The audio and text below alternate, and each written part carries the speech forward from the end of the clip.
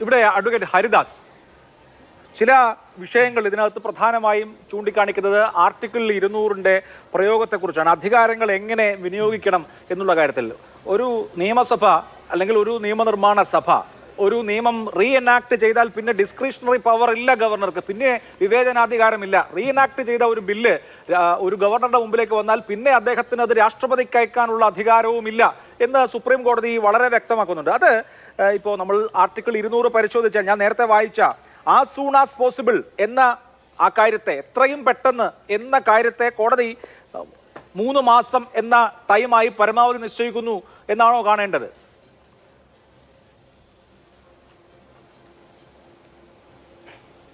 അതെ, തീർച്ചയായിട്ടും. ഈ ഭരണഘടനാ നിർമ്മാണ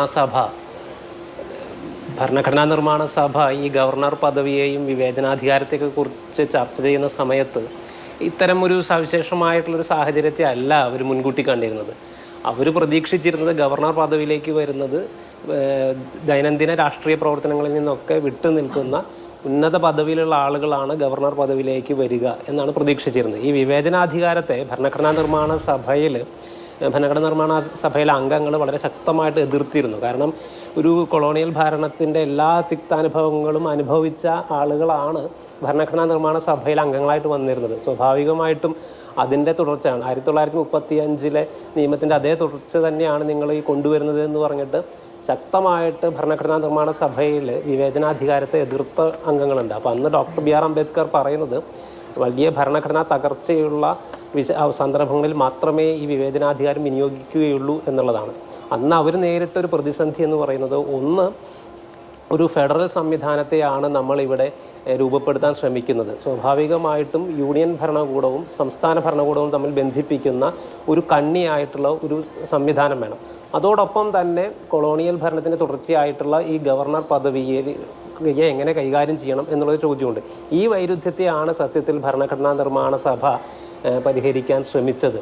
അപ്പം അതിനവർ കണ്ട ഒരു പോംവഴി എന്ന് പറയുന്നത് വിവേചനാധികാരത്തെ വളരെ ചുരുങ്ങിയ സന്ദർഭങ്ങളിൽ മാത്രം ഉപയോഗിക്കാൻ കഴിയുന്ന രീതിയിൽ ഭരണഘടനാ നിർമ്മാണ സഭ ഭരണഘടനയിൽ ഉൾപ്പെടുത്തുക എന്നുള്ളതാണ്.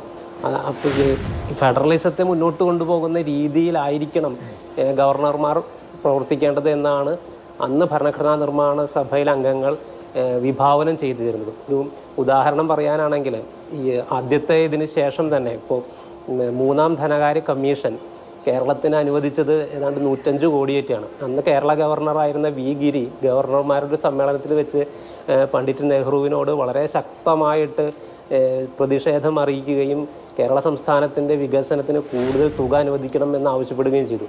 അന്ന് പണ്ഡിറ്റ് ജവഹർലാൽ നെഹ്റു വി ഗിരിയോട് ചോദിക്കുന്നത്, നിങ്ങൾ ഗവർണറായി ഇരുന്നിട്ട് യൂണിയൻ ഭരണകൂടത്തെ ഭീഷണിപ്പെടുത്തുകയാണോ എന്നാണ് ചോദിച്ചത്. പക്ഷേ അതിനുശേഷം 105 കോടി അനുവദിച്ചിരുന്നത് 175 കോടിയായി വർദ്ധിപ്പിക്കുകയും ചെയ്തു.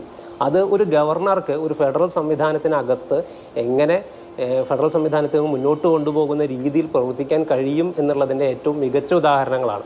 പക്ഷേ നിർഭാഗ്യവശാൽ കാലം മുന്നോട്ട് പോകും തോറും വന്നത് കേന്ദ്രത്തിൻ്റെ ഒരു എക്സ്റ്റൻഡഡ് ആമായിട്ട് രാഷ്ട്രീയ പ്രവൃത്തികൾ നിർവഹിക്കുന്നതിനുള്ള ഒരു ഉപകരണമായിട്ട് ഗവർണർ എന്നുള്ള ഭരണഘടനാ പദവി മാറുന്നതാണ് കണ്ടത്. അങ്ങനെ വരുന്ന സന്ദർഭത്തിൽ സുപ്രീം കോടതിക്ക് ഇതുപോലുള്ള ഇടപെടലുകൾ നടത്തേണ്ടി വരും എന്നാണ് ഞാൻ. തീർച്ചയായിട്ടും സുപ്രീം കോടതി അങ്ങനെ ഒരു ഇടപെടൽ നടത്താൻ നിർബന്ധിതമായ സാഹചര്യം എന്ത് എന്നുള്ളതാണ് അവിടുത്തെ മൗലികമായ പ്രശ്നം.